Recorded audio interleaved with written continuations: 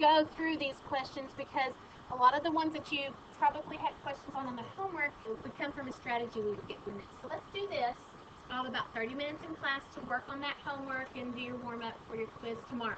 Okay, so here we go. First, I know a family with 2 children. And then I know that one of the children is a girl. And so I want to know what's the probability that both children are girls. I actually want to put one other word in here just to simplify this problem since it's the first one we're doing. I want to say that we know that the older one is a girl. That means we're defining the order. It's going to make it a simpler problem right now. Okay, so we have 2 children. If all we had was this chart that said, what's the probability that both of them are girls? This problem would look like this. What's the probability this one is a girl? And what's the probability that this one's a girl? Okay, so you would have and is your typical multiplication because you want the intersection, so you want both of those to occur. So I would, if we are assuming equally likely, if they don't tell us, then I guess we have to assume that, then I would get 1/4. Okay, however, this problem gave us some additional information that says what? That's right. I know that the older one of the children is a girl. Good.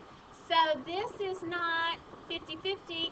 This is 100% chance, which is 1. So therefore, the chance that you have 2 girls then is just 1/2. Okay?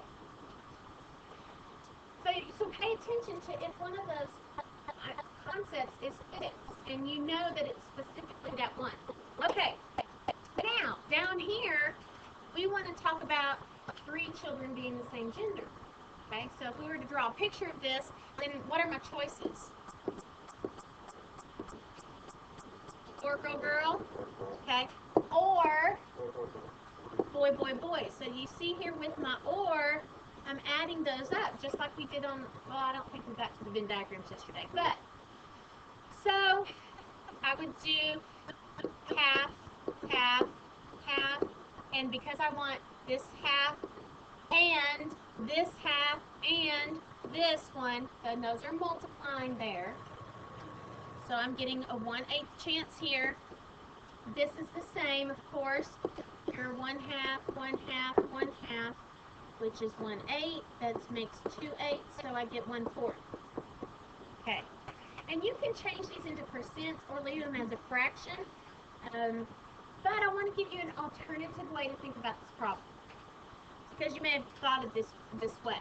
There are 3 children, and the first one is going to be a boy or a girl, and then the second one will be the same as whichever one you picked in the first, and the third one will be the same as whichever one you picked. So let's think about this. What's the probability that you have a boy or a girl?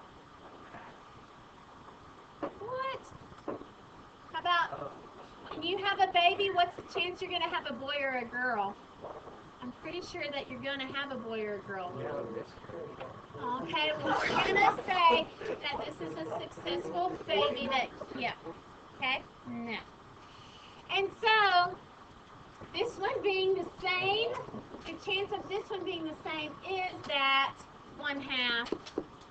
Okay, so you want a boy or a girl, and you want this one to be the same, and you want this one to be the same, so you get that same 4th, but you kind of came at that from a different reasoning.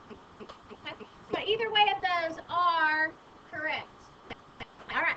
Basically, what this second one is doing is kind of factoring out this first here. Factored out a 1/2, and then put the 4th plus a 4th inside, so 1/2 and 1/2. Anyway, comes together the same way. All right. Next, I don't think that we got to the Venn diagram. Did we do any of this? I think we did the first 2 like super quick, so let's go through those real fast. The probability of B is this circle, which was 0.4, and then here A or B was all of this circle part, which was 0.8. Okay, so that's where we ended yesterday. So let's talk about this. So remembering that this is your union or your or all together. Okay, those things. Union, A or B with them all together. Okay, but here, what's this symbol representing? Both at the same time because it's your and. You can kind of make an A out of it. Okay, that's your intersection because they need to both be happening at the same time. Okay, so question, what is this little C here meaning?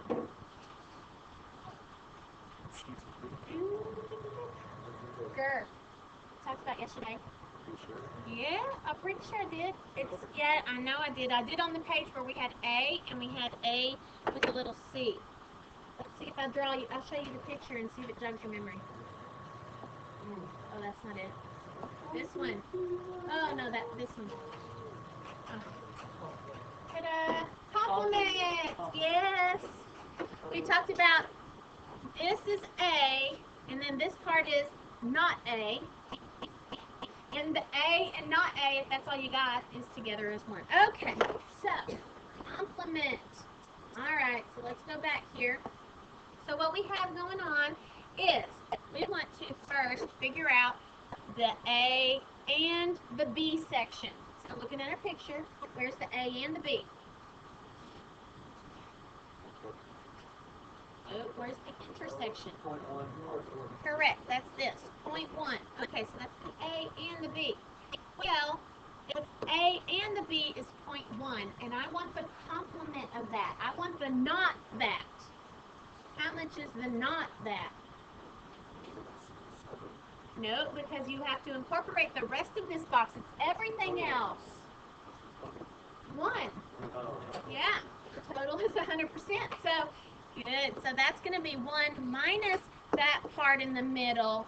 That's how you get the other part, the complement, okay? All right. So there actually is a hidden number on this page. We have not defined what this number is out here yet. See, that this whole box, that's why you were, that's right. Okay? The set's always going to be totaling 1, so that part that's unaccounted for is there. All right, now, let's do this one. Similar, in a sense that it's got complements and it's got A's and B's and such, but it is going to be your different answer. So I want to draw a picture of how this one's going to work. I want to first color in green the complement of A. Alright, so I'm going to show you where this is. It's going to be not A. So here I go. There's not A. All of everywhere outside of A. So not A. Not A. Okay, that's the complement of A. So that's all the not A. Alright. And then here, I'm going to do the, what? The complement of B, which is the not B part. Okay, so here I go. It's the not B. I'm going to go outside the B. Not B. Not B. Complement of B, not B. Not B. Okay, so I have got some plain red sections. Got some plain green sections. Got some empty. And then I have something that's red and green. Okay? So the question, let's see what it's wanting. We want the and. We want the intersection. That means we want the red and the green. Are we ready for Christmas or what? Yes. Yes. So, where is our red and green part? It's outside, which we actually have not defined how much that is yet. Can you tell me? Let's do it. Let's read. How do you know 0.2?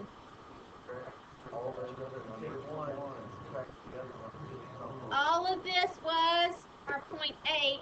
So 1 minus your 0.8 is how you get your 0.2 left over here. Okay. So that's how you get the complement of not those ones. Alright, so there's that. Next, the third one. Here we go. This one is actually going to give you a few techniques and a few strategies. We're going to talk about which ones will define the order, which ones the order don't matter, the order do not matter on. So here we go. This is a problem where we have 5 multiple choice questions, each with 4 possible answers. So I kind of drew for you a picture of what we're dealing with here.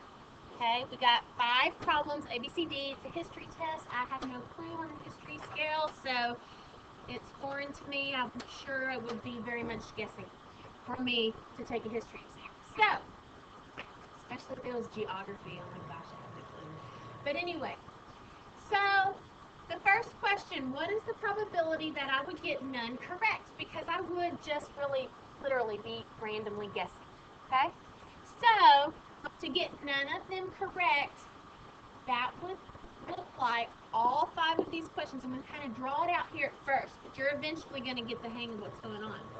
So I want the first and the second and the third and the fourth and the fifth to not be correct. So yeah, so I got 75% chance of this one not being correct because 3 out of 4 answers are wrong.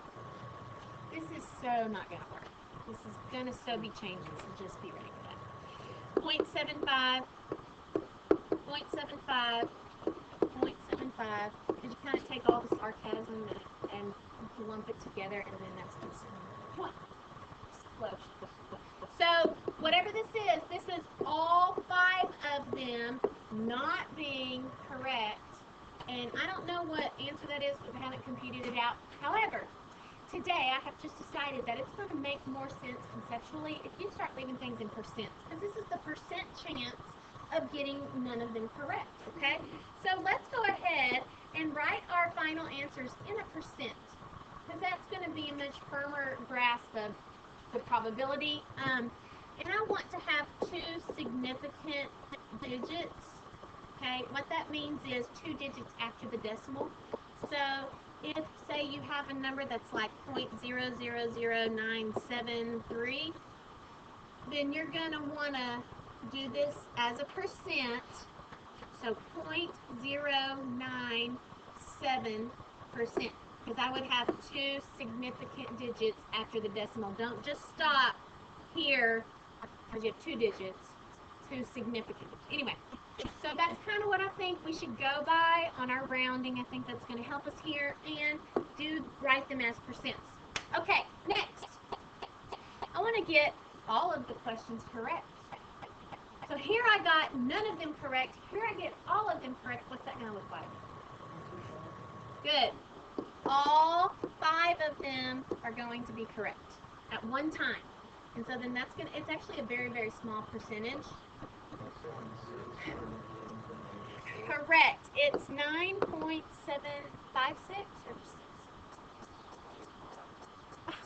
Is it really? That's too many significant. Time 10 to the, okay, so that's what your calculator gives you. So let's fix this. My little rule we just got. So this means make it smaller. 1, 2, 3, 4. So there it is as a decimal. Now turn that into percent.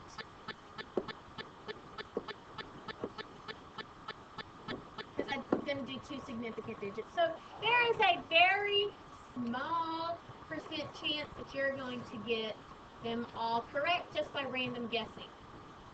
I mean, crazy. Not even 1/10 of a percent. Okay, good. So this one, next one, has a very specific technique. C and D are very, very important.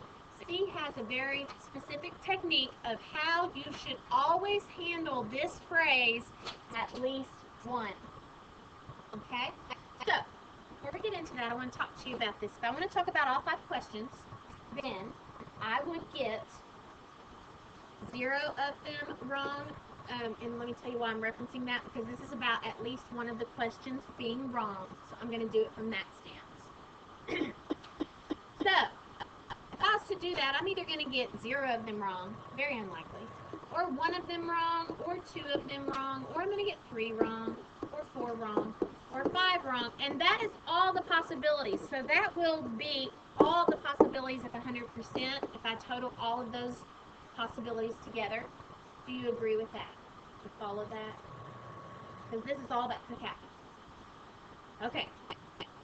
So, if this problem once, you see the probability of me getting at least one of them wrong, where am I located on this picture here? At least one of them. So what section? Correct. One and down. This is what you want. Okay?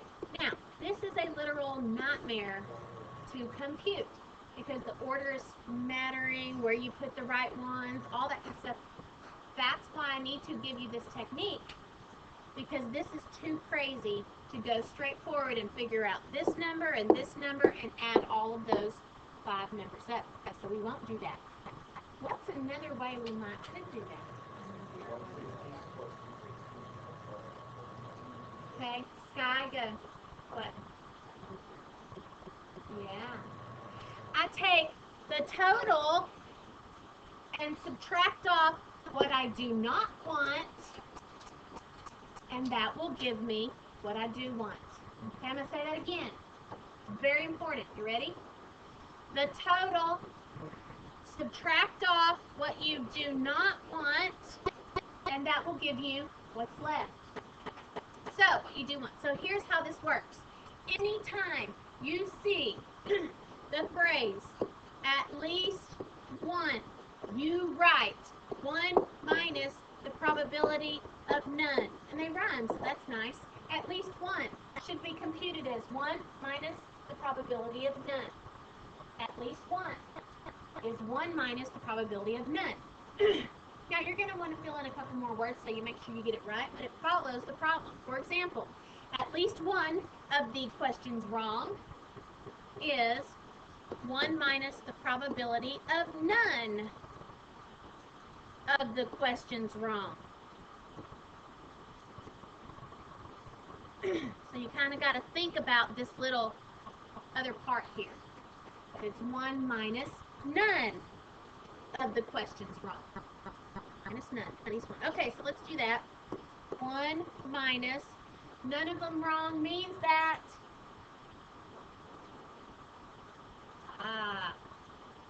none of them wrong means all of them are correct. And we've got that here. Now, let's be careful. If I use this number here, it's in percent, then this better be percent. Okay, so that's 100% minus 0.098%. Don't mix them up. And so that's going to be something really, really big. Your other choice could be this. Not percent minus not percent. See how these are both not percent? And these are both percent. You just got to keep it together. Whether you're doing decimal ones or percentage ones, just keep that straight. But then finish it in percent. Okay, good. So anytime you see at least one, you're going to do? 1 minus probability of none. Good, 1 minus probability of 1. Now sometimes the word's going to be a little tricky and not say exactly at least one. It might say some. What if I ask you to find the probability of getting some of the questions wrong? What was that? What does that interpret to? That's also at least one. You're going to get some of them wrong. You're going to get at least one of them wrong. Okay. So see, they might throw in a different word, but it still translates to at least one. Okay. So just watch out for that. All right. Last one. This one is going to define the specific order that they want the events to happen in. Okay? So here they say, what's the probability that you get the first incorrect answer, you get the first incorrect answer on the 4th question. So by nature of them telling you on the 4th question is when you get it wrong, the 4th one is incorrect. That infers something about the previous 3. Right. Correct. And that is inferring that these 3 are right. So then, additionally, cares what this one is? They don't tell me any specification about this one. So you either just like don't include it, or in a sense, what's happening is it's saying, what's the probability that you're going to be getting it right or wrong combined? What's the probability that this question is going to be a right or a wrong answer? 100% chance. So see, by multiplying by 1 is the same thing as just, not really referencing it. Okay? So anytime that they give you a leading up until the fourth one, they will define specifically what's happening in front. Do not ever put a 1 in the leading up ones. Okay? These should be specifically told to you. And then you may have some back here that are, who cares? And I'm just going to put 1s for those. Okay, they can be anything. All right, so in this case, how are we going to do it? The first incorrect one is the fourth. So what's the first blank? It's correct, so it's 0.25. I want that one correct, and I want this one correct, and I want this one correct, and I want this one wrong. So boom, you would multiply that out, get that answer, and put it in percent. Ta-da! Okay, so then what you're going to do now is you've got a good 30 minutes, and you're going to work on the homework and go through any ones that you just slept through the answers before, if you had done that, to get your stamp, and fix those. And then that and or your warm-up is homework to if you don't finish, so that you can do the quiz tomorrow.